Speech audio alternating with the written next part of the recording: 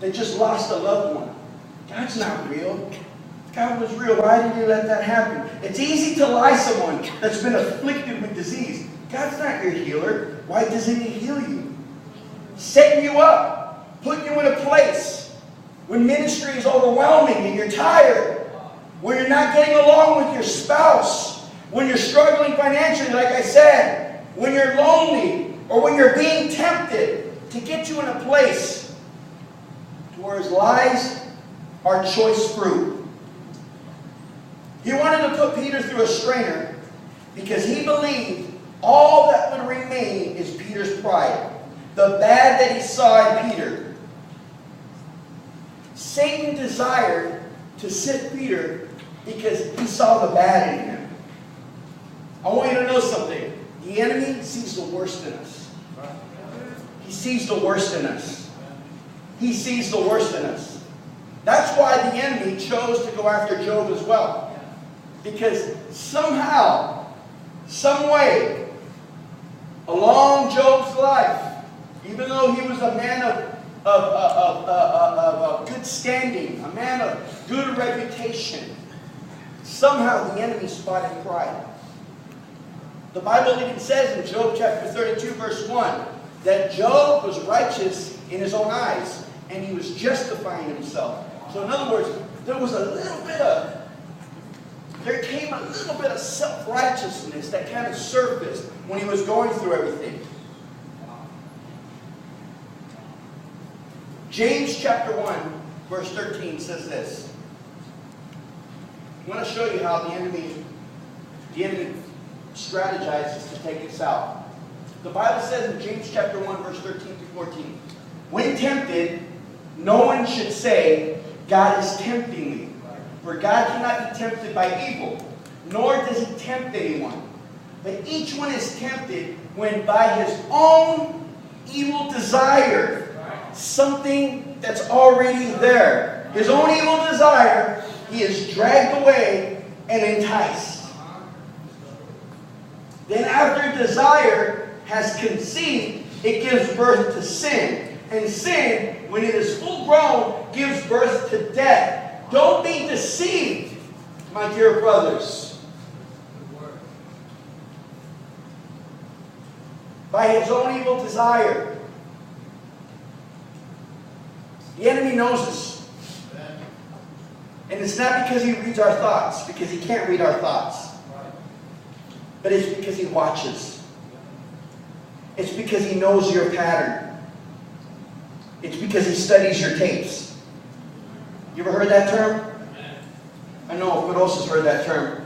When you got an opponent you've never fought before, and you want to figure out, okay, I got to figure this fighter out. I want to figure out his pattern. I want to figure out his weakness. What do? They study the tapes. They say, watch him. Hey, did you notice? When he throws a right, he drops his left. You see that? Hey, did you notice he's always moving to the left? Hey, did you notice this? Hey, did you notice he can't take a good hit to the body. Did you see that? So, from studying the other fighter, from studying the opponent, you can somehow add to your strategy. You can develop a game plan. So I want you to know something. Don't worry about the enemy infiltrating your mind. Don't worry about the enemy knowing your thoughts. Don't worry about the enemy being psychic or whatever. He doesn't have to go inside. He just has to walk beside you and know you and know what you like and know what you're tempted by and know what you're weak at. All he does is read our patterns. He sees our behavior. He sees our words. He watches your eyes. You can tell a lot by what someone desires by watching their eyes. Right? Picture someone whose goal is to sabotage your life. To cut you short of your calling.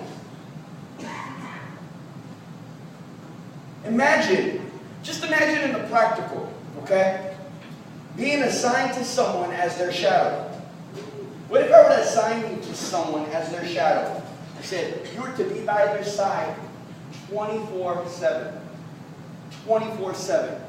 Every minute of every hour of every day. After after a good week, you're going to more or less know this person. I kind of know their pattern. I kind of know what they like, and I kind of know what they dislike. I kind of know their weaknesses, and I kind of know their strengths. Now, that's just one analogy. Now, imagine someone that is assigned to you from the day you were born. From the day you were born. From the day your eyes first lusted. And he said, oh, you like that. You like that. Now I know what you like. Oh, you're tempted by that. I can see what you're tempted by. Oh, you want to be cool and like everyone else. Okay, I'm going to offer you popularity. I'm going to offer you peer pressure. Oh, you like it. See, in other words, he's studying us, studying our pattern. He does it all through deception. But I want you to know something. Don't let the enemy lie to you. Sin entered into the world. Sin entered into man and separated us from God. And the enemy was empowered all because someone chose to believe the wrong thing. We will be cut short of our potential. We will be blinded to our purpose. And we will miss God's perfect plan if we believe the lies of the enemy. The enemy lies every day. The enemy lies right now. There's no bouncer at the door that keeps the enemy from coming into this place. Sometimes the enemy lies to us in church. And it's not an outright lie, but it's a lie coated in truth. As a matter of fact, look at how he lied to Eve, but didn't outright lie, just kind of lied and threw in a little truth with it. He told her, surely you will not die. Because he was telling her about eating of the fruit. He said, oh no, I was told not to touch that. I was told I have access to everything in this garden except that tree. Because if I eat it, I will die. He said, surely you won't die. Actually, you will be like God, knowing good and evil. See, what he did was he highlighted the benefits and he concealed the consequence. The enemy is the world's best salesman. The product looks amazing, but it comes with a payment plan that we cannot afford. And each payment increases. Don't let the enemy lie to you. You know,